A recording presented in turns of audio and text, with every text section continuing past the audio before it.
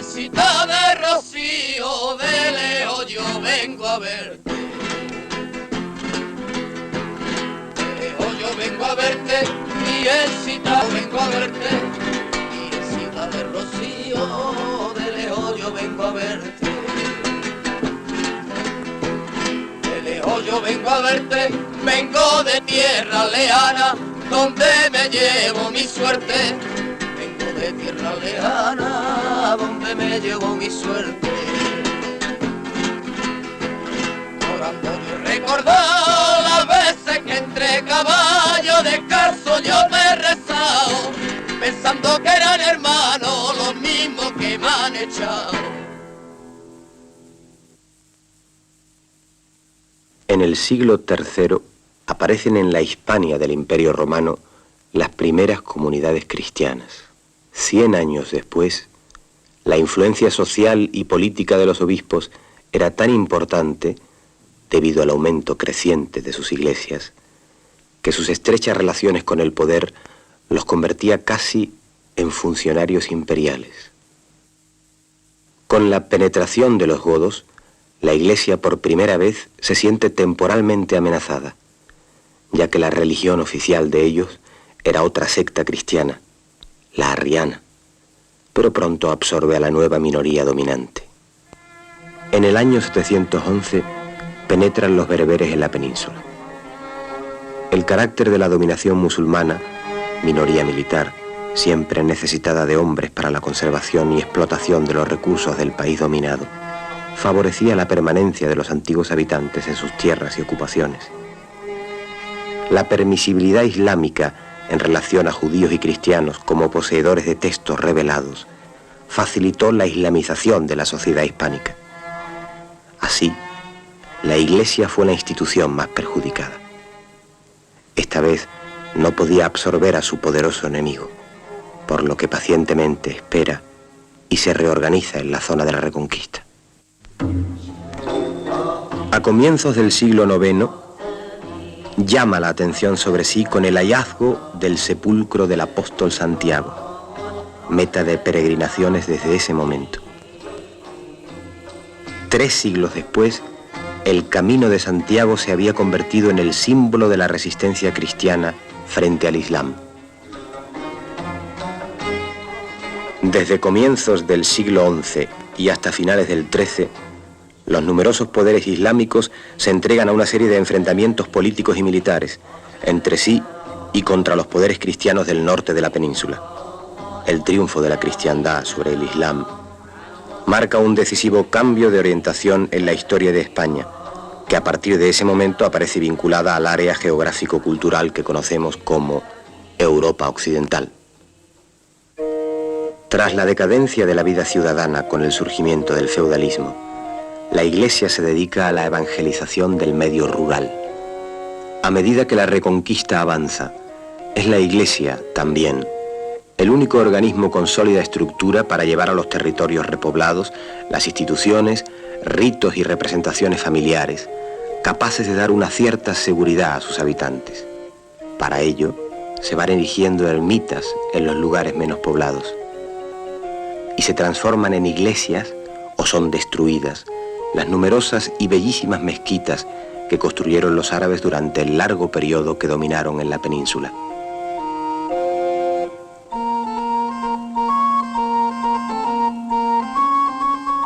La mujer adquiere con la fragmentación de la familia extensa unos perfiles cada vez más definidos. También su escasez numérica, debido a la mayor mortalidad femenina por fiebres puerperales, posiblemente más mortíferas que las guerras, la hacen merecedora de una nueva consideración. Consideración que simbólicamente es expresada en el desarrollo del culto a la Virgen, obra de San Bernardo y los cistercienses. En aquel momento de exaltación mariana, Fernando III el Santo y su hijo Alfonso X el Sabio van poblando todas las capillas y todas las parroquias de imágenes de la Virgen.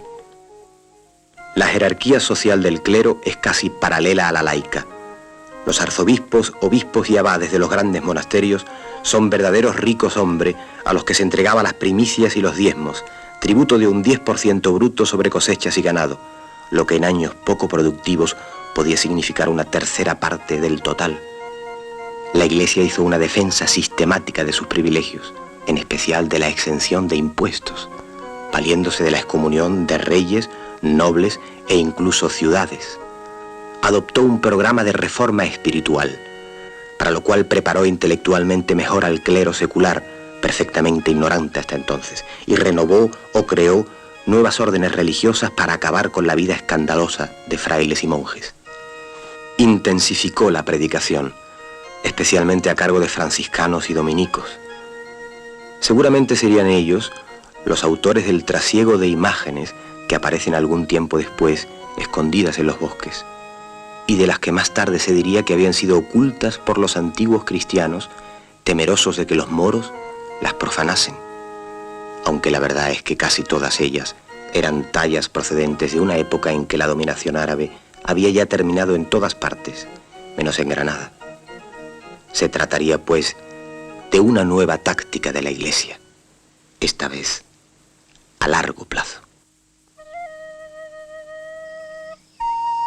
A principios del siglo XV, cuando la religión divina que profesamos había llegado a nuestra tierra al más alto grado de gloria y esplendor, un vecino de la villa de Almonte salió al campo con ánimo de distraerse en los placeres de la casa.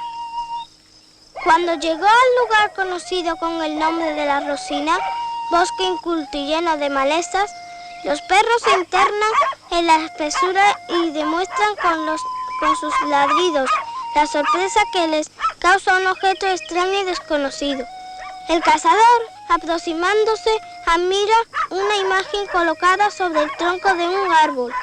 Era de talla y tenía sobrepuesta una túnica de lino blanca y verde y llevaba escrito a la espalda Nuestra Señora de los Remedios. Trata de sacarla de aquel sitio con intención de colocarla en la villa de Almonte, distante 3 leguas de aquel lugar. Se quedó dormido por el cansancio y la fatiga y al despertar se halló sin la sagrada imagen. Afligido y penetrado de dolor, volvió sobre sus pasos y la vio allí lo mismo que antes. Entonces, por medio de aquel singular y maravilloso prodigio, comprendió que la señora manifestaba su voluntad de que allí fuese donde se le rindiese culto y veneración. Marchó después al monte a referir todo lo ocurrido, y propagándose la noticia con la mayor rapidez, salieron el clero y el cabildo de la villa, acompañados del pueblo y se dirigieron al lugar de la aparición de la Virgen María. La vieron tan peregrina y encantadora que desde aquel mismo momento empezó a arrebatar los corazones y ser motivo de la más fervorosa devoción.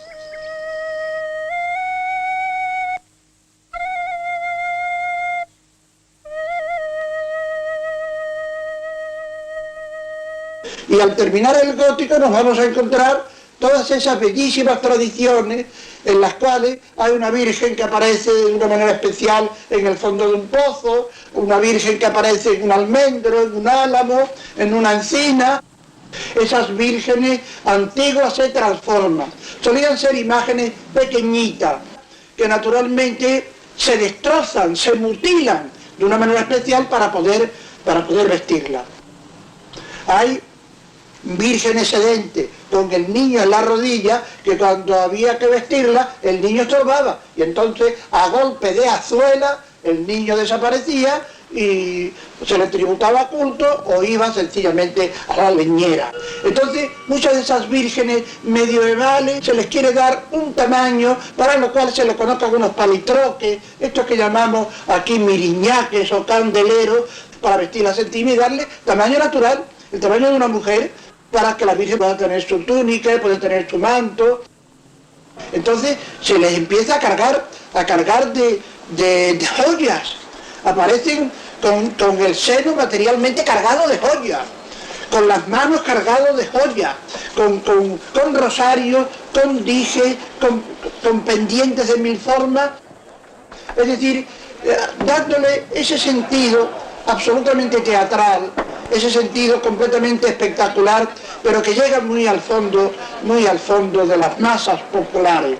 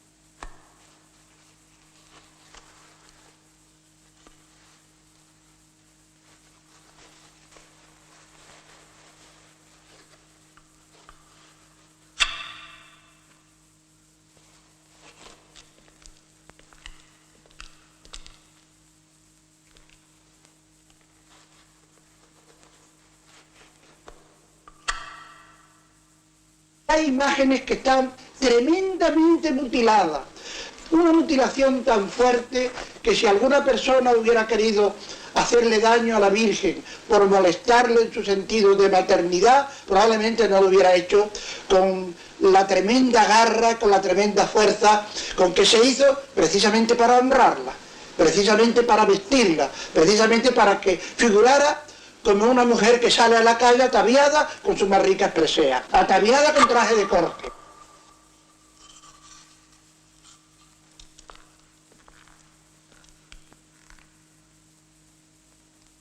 En algunos momentos revolucionarios habrá podido haber el desacato, y los ha habido, el desacato a las imágenes, la destrucción y el maltrato. Pero todas esas mutilaciones para vestirla en absoluto representan desacato. Al contrario, veneración y veneración muy profunda. Veneración y veneración muy profunda. Veneración y veneración muy profunda. Veneración y veneración muy profunda. Veneración y veneración muy profunda.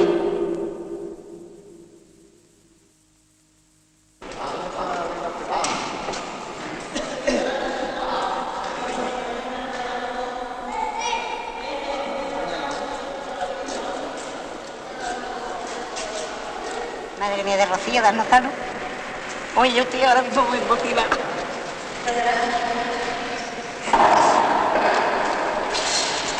Darnos salud y darnos suerte. Madre mía de Rocío. Qué linda eres, qué guapa. Viva la Virgen de Rocío.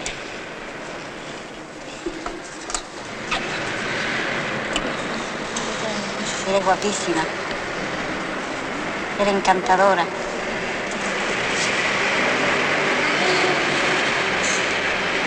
Eres la reina,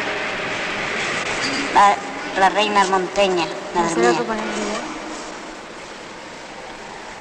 Yo estoy muy emocionada ahora mismo. La romería del Rocío es sin duda la más importante de Andalucía. La romería supone una vuelta atrás en el tiempo, una reafirmación en valores que eran vigentes en una época preindustrial. A la romería se va a caballo, se va en carreta. Es necesario para quienes participan a fondo en la romería el poder abandonar sus negocios, el poder abandonar sus ocupaciones durante aproximadamente una semana. Para ir a la romería, para participar en ella plenamente, hay que poseer caballo, hay que ser capaz de gastos que en la mayoría de las ocasiones pueden suponer muchas decenas de miles de pesetas, hay que tener algún servidor para conducir los bueyes o en todo caso el tractor para arreglar los alimentos, la comida en los momentos en que se acampa.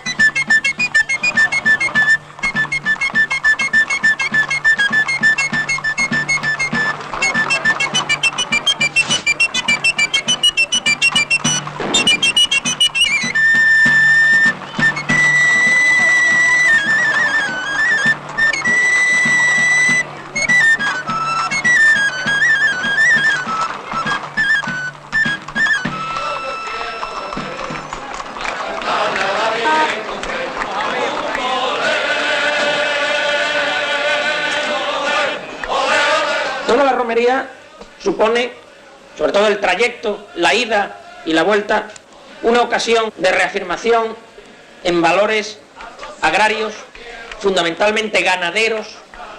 En esto quizá se podría profundizar bastante en lo que ha significado históricamente también en Andalucía los ganaderos en relación con los agricultores.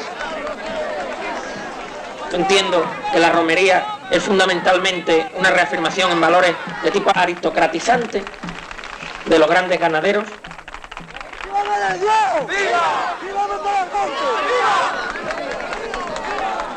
Como en los tiempos feudales, el caballero en la romería destaca por su situación de privilegio, su poder económico, político o social.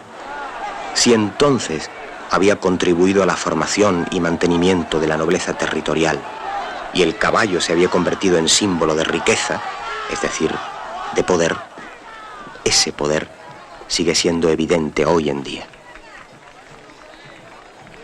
Frente a los de a pie, se yergue altivo el jinete, el que no pisa la tierra, el que no traga el polvo. Y ese poderío se extiende al terreno erótico, convirtiéndose el caballo en mítico símbolo fálico. Las bonitas mozas se disponen a todo para, orgullosas, pasearse con su jinete.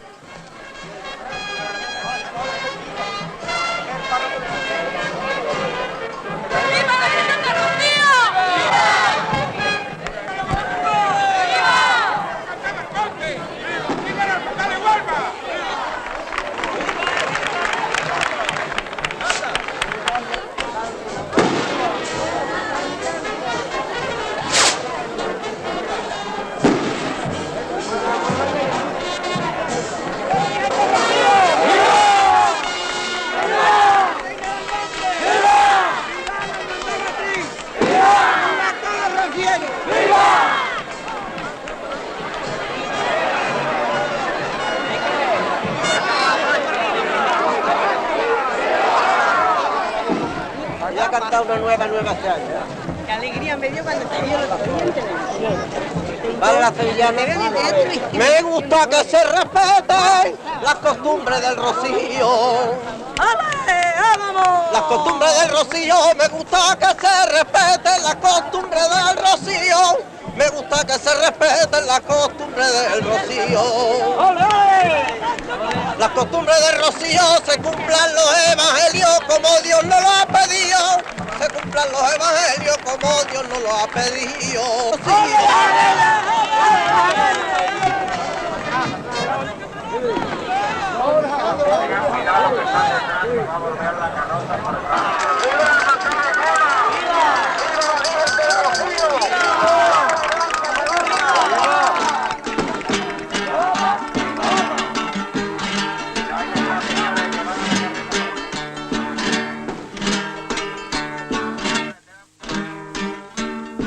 Siento en la mano el calor que en mi piel, tu piel me dejó. Tu piel me dejó. Siento en la mano el calor que en mi piel, tu piel me dejó. Siento en la mano el calor que en mi piel, tu piel me dejó. Tu piel me dejó. Y de los labios que un día besé, conservo el sabor. Y no consigo arrancar de raíz aquel mal amor. De aquel amor que se fue, yo no me quiero acordar, yo no me quiero acordar, porque no apaga la sed, agua que no volverá.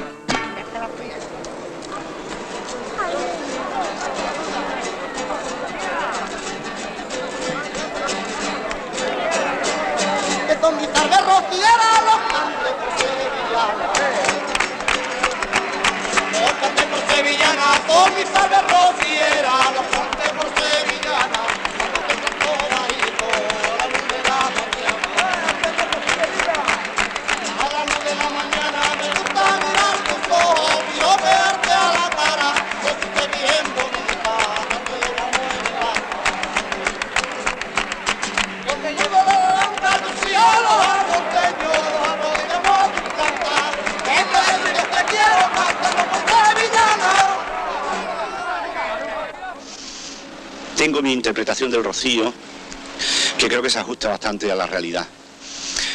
Como todo fenómeno de masas y como todo fenómeno de participación religiosa al mismo tiempo, creo que el Rocío es una mística, ciertamente es una mística, pero con unas características muy especiales. Yo diría que la mística del Rocío consiste en la búsqueda de la felicidad. La gente va al Rocío con un deseo profundo y amplio de ser feliz.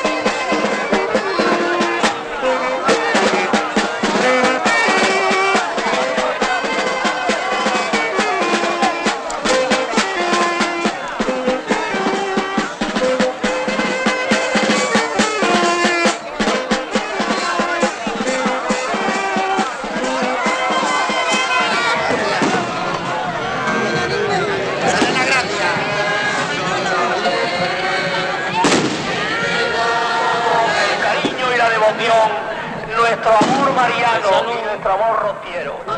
El Señor es contigo. Y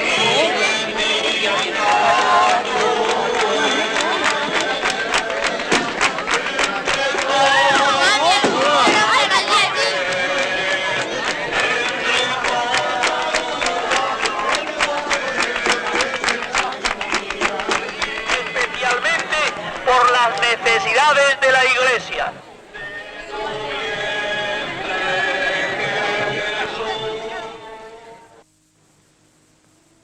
En los siglos XIV y XV, el hambre, la miseria y las continuas pestes hacían estragos en una población alimentada solo de pan, cuando lo había. Y sin embargo, una desenfrenada ansia de vivir parece sacudir a los supervivientes de esas pestes, ese hambre y esas guerras. Las fiestas populares, el arte y la cultura tenían que acudir a la motivación religiosa para manifestarse, aunque fiestas y romerías tomaran con frecuencia un aspecto báquico y orgiástico. Las manifestaciones religiosas van adquiriendo un sentido profundamente espectacular. Su carácter colectivo, la iglesia como escenario o la población entera adornada para asistir a los desfiles procesionales, las propias imágenes se aproximan a la teatralidad, suplantan en cierto modo al teatro, que incluso estuvo prohibido y que tanto preocupaba a la iglesia precisamente por su arraigo popular. En el siglo XVI, toda función vital estaba presidida por el rito religioso. Eran obligatorios el bautismo, la confesión pascual y la misa dominical, cuya asistencia era rigurosamente vigilada por el párroco y sus ayudantes, que incluso llevaban un libro de matrícula en donde se anotaba a los asistentes. Los que no cumplían sus obligaciones eran denunciados al Tribunal del Santo Oficio como sospechosos de herejía.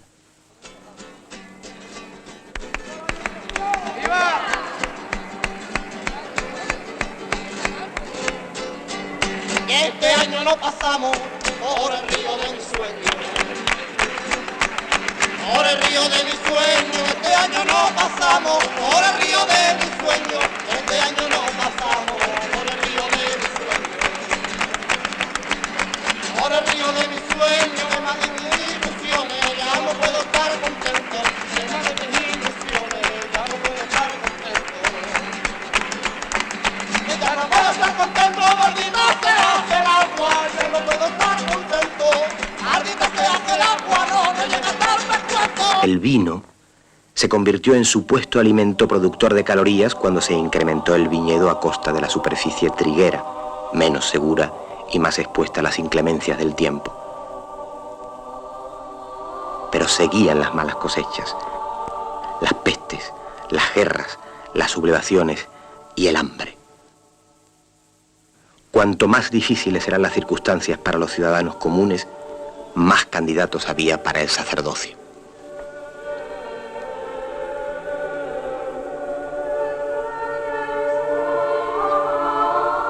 Si a finales del siglo XVII se estima que la sexta parte de las tierras y gran parte de las fincas urbanas eran propiedad del clero, la España del XVIII se industrializa. Los juristas y economistas ilustrados empiezan a analizar el origen de la propiedad eclesiástica, la base material en que se asienta la religión y las relaciones Iglesia-Estado. Con el informe de la Ley Agraria de Jovellanos, la Iglesia recibe un duro golpe doctrinal que dará pie a las tímidas desamortizaciones de finales del siglo XVIII y principios del XIX. Se abre una clara lucha entre la voluntad de renovación y el instinto de resistencia encarnado por el bajo clero y la nobleza rural, que continúan apegados a las viejas costumbres. La ermita del Rocío está en un lugar aparentemente apartado de los caminos, pero que supone un punto central alrededor del cual existen importantes pueblos andaluces en los que viven, no solamente hoy, sino desde hace siglos, miles de personas, miles de trabajadores sin tierras, tradicionalmente dependientes de los grandes señores, pueblos como son Villamanrique, Pilas, La Palma, Moguer o Sanlúcar de Barrameda, pueblos, casi todos ellos, con una profunda tradición aristocrática. Hermandades en estos pueblos que he citado existen ya en el siglo XVII. Las hermandades siguen siendo, asociaciones de seglares con fines religiosos acogidas a la reglamentación de la Iglesia. Como entonces, tampoco las mujeres pueden hoy ejercer en ellas ningún cargo de responsabilidad. Sus responsables son el presidente o hermano mayor, el vicepresidente, el tesorero y el secretario, que generalmente se van turnando en sus funciones. Mi bisabuelo fue el hermano mayor, mi abuelo hermano mayor, en su época, por natural, mi padre hermano mayor, yo he tenido un hermano mayor y ahora soy yo hermano mayor. Los gastos de la romería en algunas hermandades tienen que ser sufragados en su mayor parte por el hermano mayor elegido anualmente, que no duda en costearlos, dado el prestigio social que se alcanza con el cargo. El gasto de la hermandad en la romería es pequeño, porque la hermandad matriz suele dar al hermano mayor una cantidad más bien pequeña. No es porque quiera decir que es pequeña en sí, sino que es pequeña, es una cosa simbólica. O sea que no recupera ni la octava parte del gasto que tiene el hermano mayor. El rocío está enraizado totalmente en el pueblo, y el pueblo es su roca y su soporte. Entonces, el pueblo debe saber en qué se gastan los millones de su Virgen, como decía una hoja parroquial de la Iglesia de Almonte. Ahí se nos informa que la venta de recuerdos en 1975 ascendió a 18 millones de pesetas, con beneficios que debieron oscilar entre los 11 y 12 millones. La Hermandad Matriz tiene el monopolio de esa venta en el santuario, con vendedores a comisión sin cargas sociales de ninguna clase. En el rocío fallan las estadísticas. En el rocío se equivocan los comerciantes. En el rocío se equivocan todos los que quieren someterlo a las matemáticas puras. A la Hermandad Matriz no parece que las estadísticas le fallen mucho. Solo en velas el consumo es de aproximadamente 1 tonelada mensual en invierno y 2 toneladas mensuales en verano. Al dinero que maneja la Hermandad Matriz con la venta de recuerdos, hay que añadirle los numerosos donativos de entidades públicas y privadas que se efectúan durante todo el año. Todo ello es depositado en una sola entidad bancaria a la que están ligados algunos miembros de la hermandad. Millones que para nada repercuten en la posible solución de los graves problemas que tiene planteados Almonte. Que a nosotros, la Hermandad Matriz, que tenemos el inmenso privilegio de ser los administradores de la Santísima Virgen, realmente nos espanta esa responsabilidad, está tan cerca de la Virgen. La creación de muchas de estas hermandades han coincidido, y no casualmente, con hechos tanto nacionales como internacionales que ponían en cuestión la estructura social y los valores de una sociedad fundamentalmente agraria y aristocratizante. Frente a las agitaciones sociales en toda Europa, no solo se crean hermandades. La Iglesia Católica, Apostólica y Romana, asustada, crea nuevas fórmulas. La Virgen María, en persona, se aparece a 3 pastorcitos en Fátima, con mensajes que previenen al mundo del peligro comunista. Y nuestra Virgen del Rocío es coronada canónicamente, sin duda con objeto de reavivar el casi perdido fervor popular.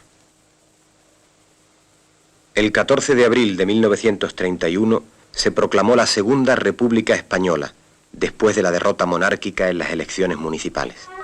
La República se encontró con una España poblada por 24 millones de habitantes, con un 50% de analfabetos, con 2 millones de campesinos sin tierra, con jornales diarios para los obreros que oscilaban entre 1 y 3 pesetas, cuando el kilo de pan costaba 1 peseta. Es en esa circunstancia que se fundan 9 hermandades del Rocío.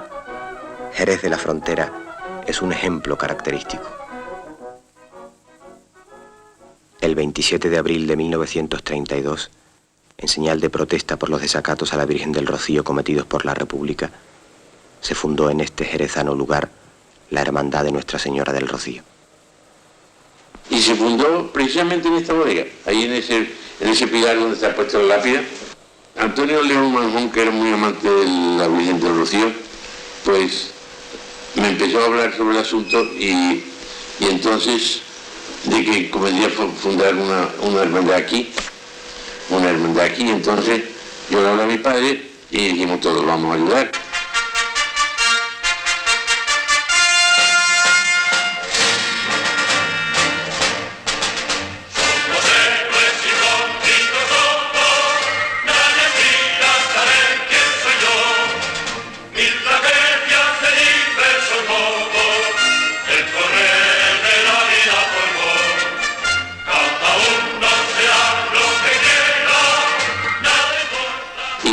Por el padre Llanes, como he dicho, después don Antonio Manjón, mi buen padre, en gloria esté, y después don José María Reales, mi padre, ya han muerto los tres. Siempre han ido las personas pudientes, desde que se fundó, y es más, los señores que lo fundaron, todos son personas de un bienestar económico bastante superior y elevado, ¿no?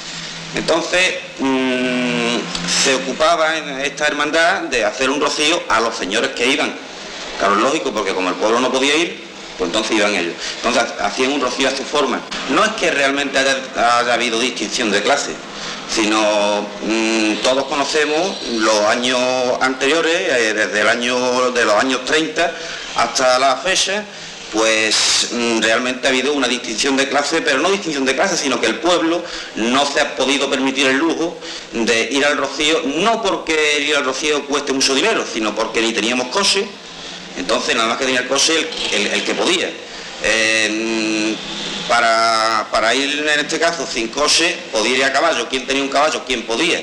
Entonces la clase media o la clase humilde, como se puede llamar también, pues no podía ir al rocío. Realmente yo considero que distinción de clases no ha habido nunca. No ha existido aquí en Jerez. Lo que ocurre es que a la persona pudiente no se le ha dado apertura. No nos hemos acercado a él. Entonces quizá él le ha dado miedo de acercarse a nosotros. Durante el periodo de la Segunda República no hubo en general impedimentos para las manifestaciones de tipo religioso. Hubo sí un intento de retirar las imágenes de las instituciones oficiales, de acuerdo con el nuevo concepto de Estado laico, lo que fue aprovechado por la derecha más reaccionaria para promover desórdenes en varios lugares.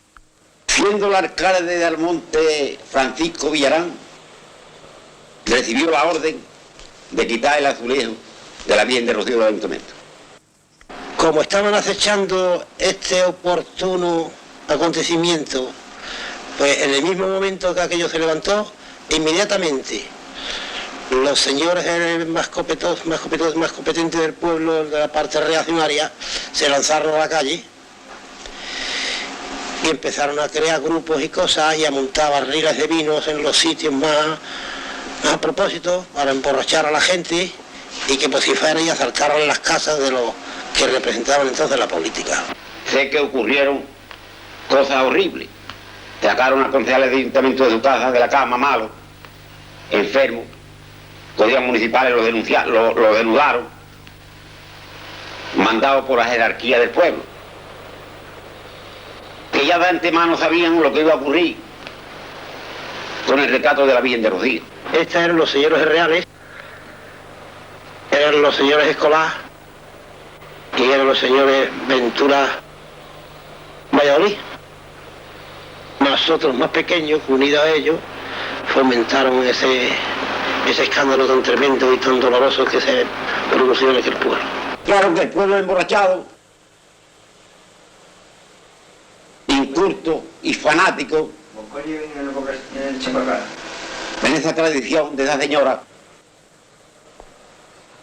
la patrona de Almonte,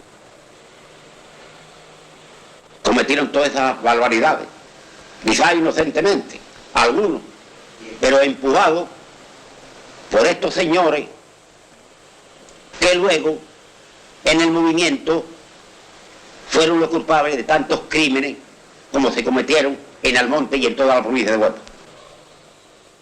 En los primeros años de la República, como es lógico, la romería del Rocío no era noticia.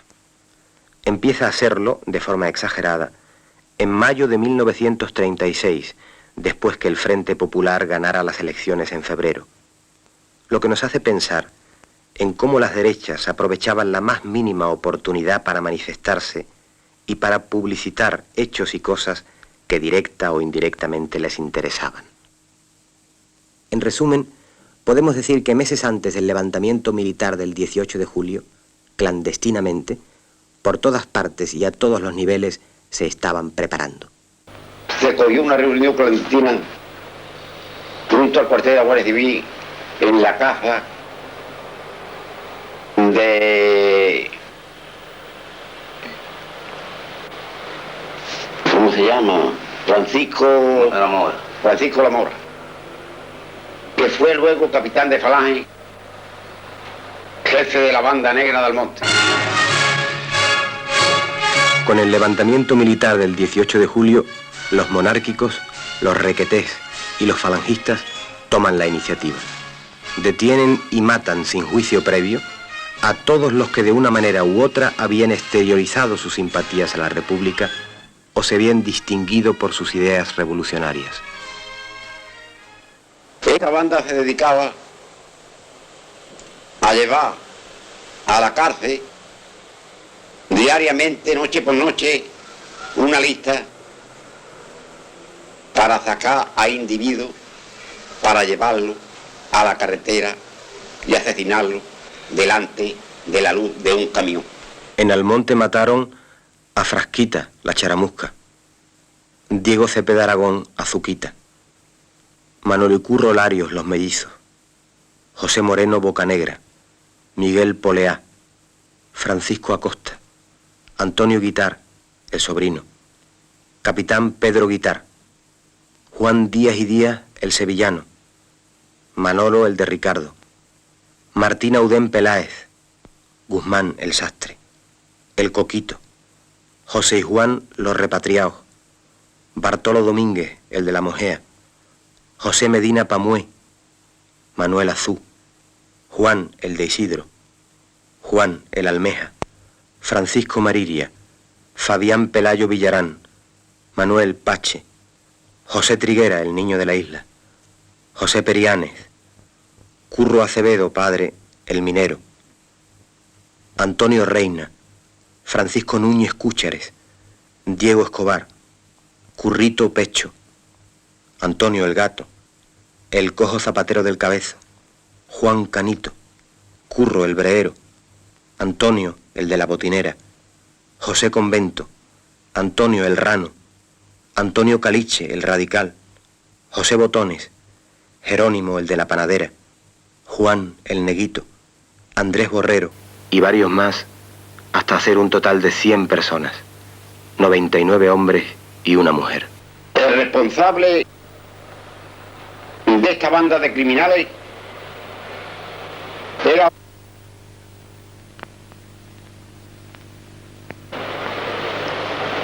que en paz descanse, que yo le daría una vida más larga.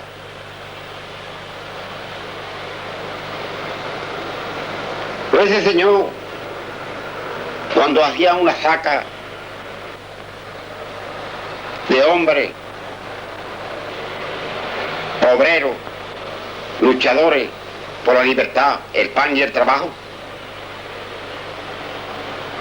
le decía a los de la banda de criminales: no empezar todavía, dejarme los míos a mí. Y montado en un caballo con un porro, los mataba a palo. Las derechas de Almonte no se contentaron con actuar en su propio pueblo.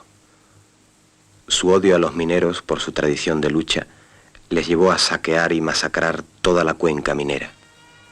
Río Tinto, Nerva, El Campillo.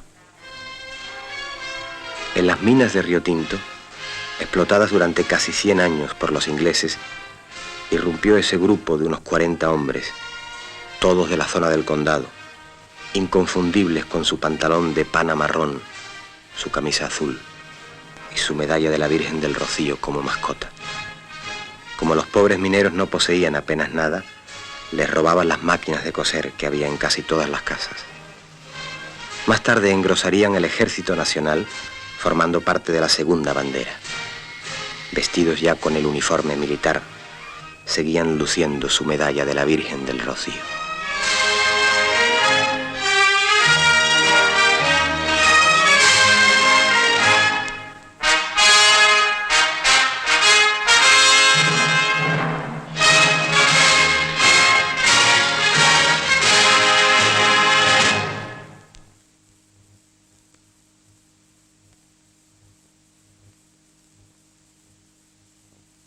En un punto donde se unen Huelva, Sevilla y Cádiz, en un núcleo aislado de población surgido en torno a una ermita, se celebra todos los años, en primavera, la Romería del Rocío. Allí se dan cita durante 3 días la Hermandad Matriz y las 50 y tantas hermandades filiales de los pueblos de la Baja Andalucía, esperando el momento crucial, esperando el frenético acto de posesión, privilegio indiscutible de los almonteños que en el amanecer del lunes se apoderan de su patrona, la Blanca Paloma, la reina de esas marismas, la Virgen del Rocío. ¡Viva!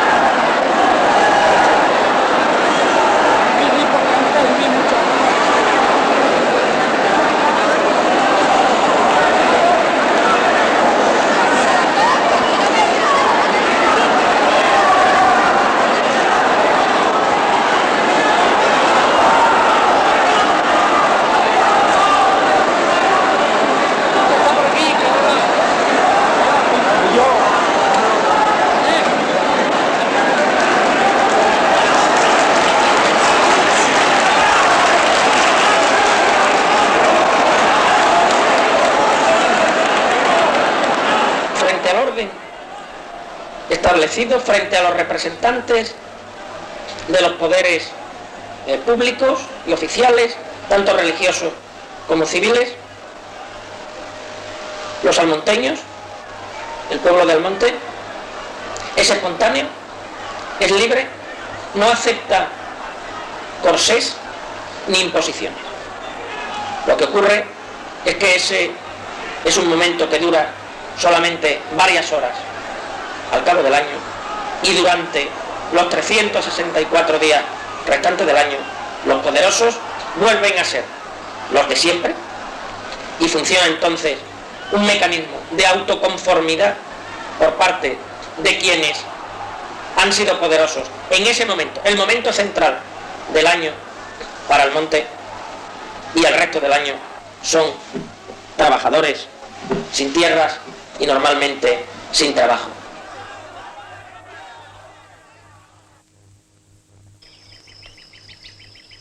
En agosto de 1810, Almonte se encontraba ocupado por el ejército francés.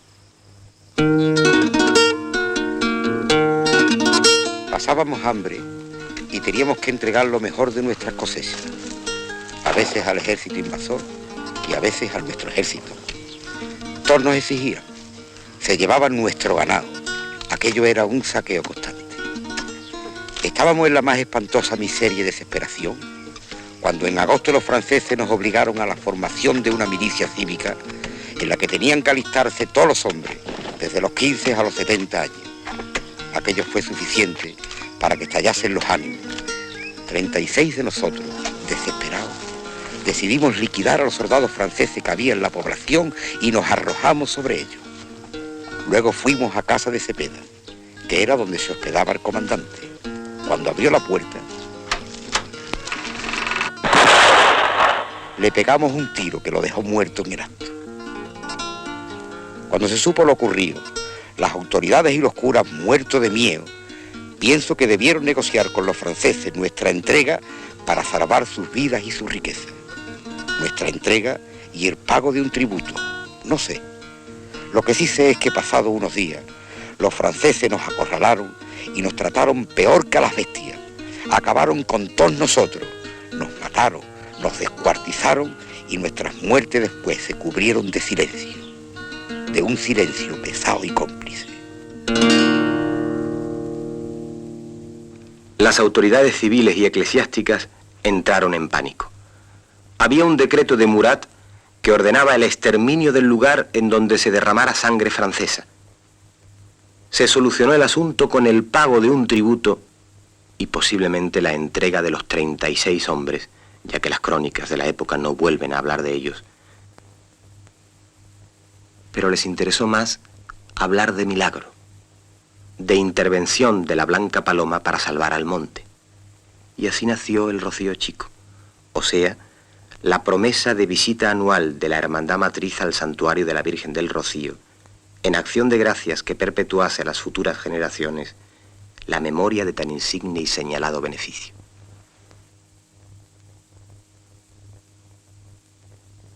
Cuando en Almonte había 300 familias, habitando chozas sin la más elemental condición higiénica, se derriba la ermita del Rocío para construir el actual santuario. Don Pedro Cantero Cuadrado, consejero del reino hasta la muerte de Franco, era un obispo de su época. Según parece, estaba ligado a una empresa constructora que debió proporcionarle unos suculentos lucros a nivel personal durante los 10 años de su estancia en Huelva. Después de diversas presiones, se había construido con su intervención la carretera Almonte-El Rocío, que daría origen a la urbanización turística de Torre de la Higuera y marcaría una nueva era en la historia de la romería. En Huelva se construye en el Conquero, el mejor lugar de la ciudad, el Palacio Obispal, actualmente deshabitado, el Colegio de Retiro de la Cinta, residencia para ejercicios espirituales, las iglesias del Rocío y San Sebastián, y finalmente el seminario, hoy también vacío. Todo esto cuando disminuía la asistencia a la misa, la recepción de los últimos sacramentos, las vocaciones sacerdotales. cuando empezaba a tambalearse el espíritu de la cruzada, del imperio hacia Dios, de la reserva espiritual de Occidente, y se iba alejando el tiempo del nacional catolicismo, en que ser católico se identificaba con ser español. En estas circunstancias, Franco en el Rocío confirma el apoyo oficial que se presta a la Iglesia. Y si es necesario, también se puede recurrir a un milagro, aunque sea pequeñito y a nivel local. Yo tenía 11 años y me apareció en la parte derecha de la pierna un bulto, una cosa muy pequeña, como muy pequeñita. Entonces mi madre me llevó al médico de cabecera de aquí del monte y me dijo que me llevara a un especialista. Y ya me llevó a don Emilio Serrano en Sevilla y dijo que era sarcoma. Entonces yo le pedía mucho a la Virgen porque mi madre tenía pensión y yo le decía que a veces que me pusiera bien, que yo sabía que era una cosa muy grande.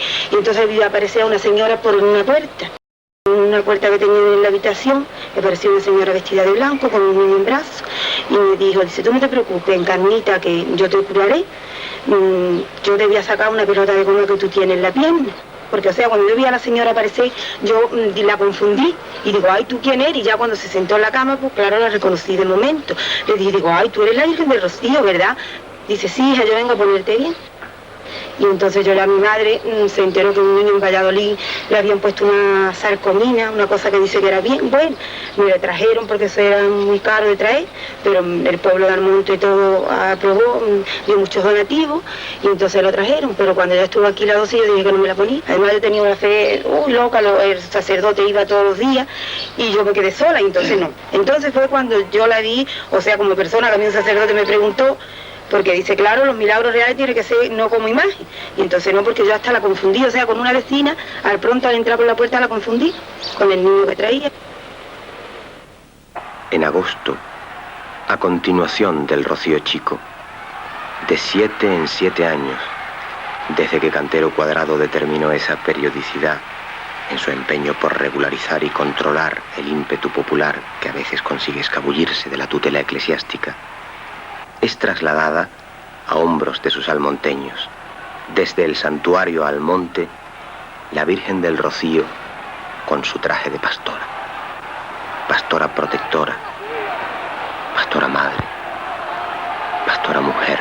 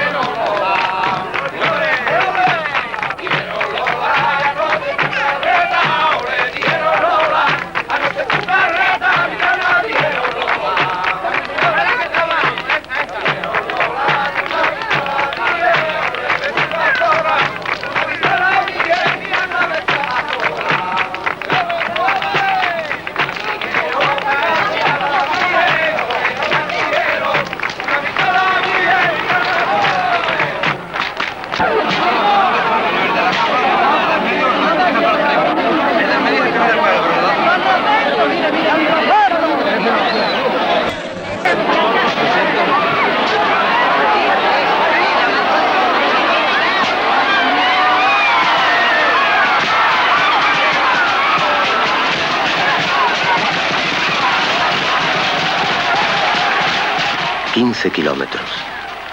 Toda una noche hasta el amanecer en que, con el primer rayo de sol, es desvelado su rostro. Todo un rito que rememora aquellos traslados de siglos anteriores, con los pobres de solemnidad como portadores pagados, que se llevaban a cabo por orden de las autoridades para implorar el favor divino como solución a las sequías, pestes, hambre y muertes que periódicamente asolaban la región.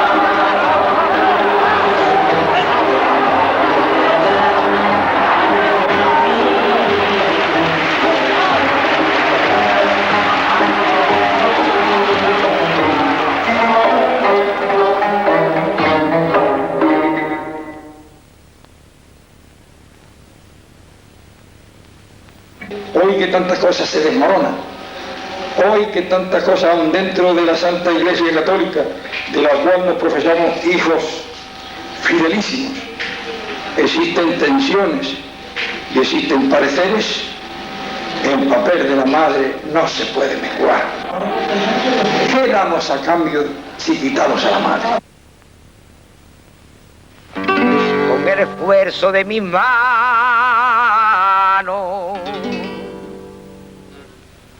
la vía tengo que ganar. También van a servir mis manos para buscar mi libertad. También van a servir mis manos para buscar mi libertad.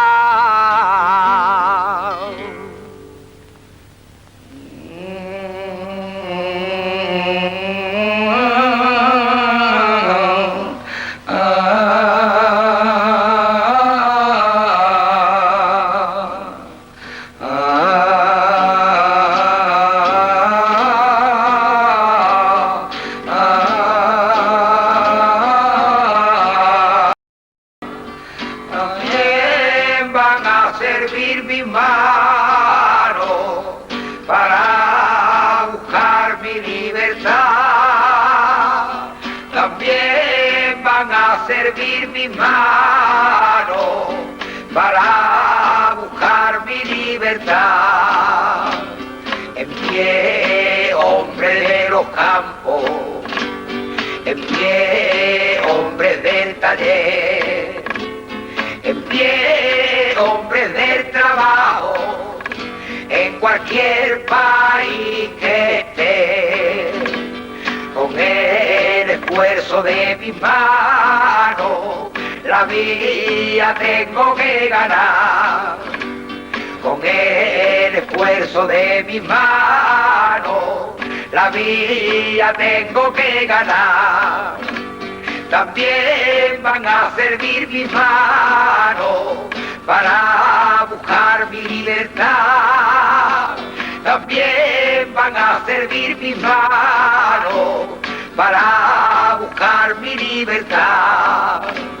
En pie, hombre de los campos, en pie, hombres del taller, en pie, hombres del trabajo, en cualquier país que esté, con el esfuerzo de mis manos, la vida tengo que ganar. Con el esfuerzo de mis manos, la vida tengo que ganar.